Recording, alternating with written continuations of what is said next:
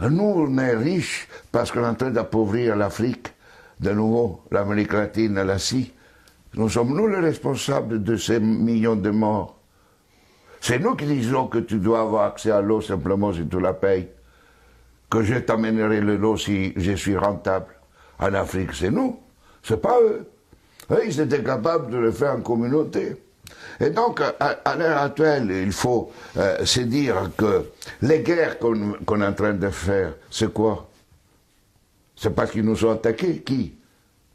Quand Sarkozy a bombardé la Libye, aucun Libyen n'avait attaqué la France. La France n'avait pas été bombardée par personne.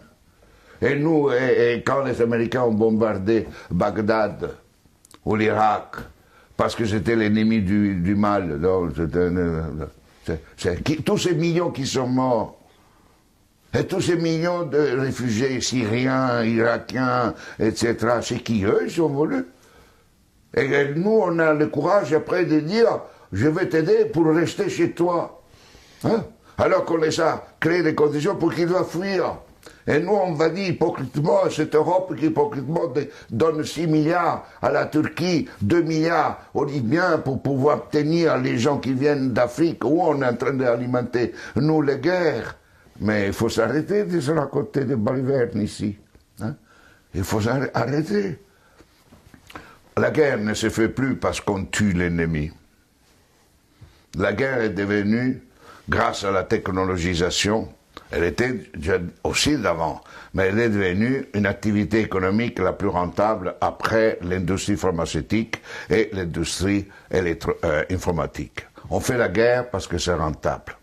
Et malheureusement, si nous ne changeons pas nos dirigeants, et nous-mêmes, hein, dans le sens pas individuellement, mais les systèmes de valeurs fondamentaux, la sécurité nationale qui explique la guerre, la souveraineté nationale, l'appropriation privée du vivant, etc. Tout ça, on fera la guerre. On fera la guerre, pourquoi? Parce que pour cela, deviendra une activité de plus en plus rentable.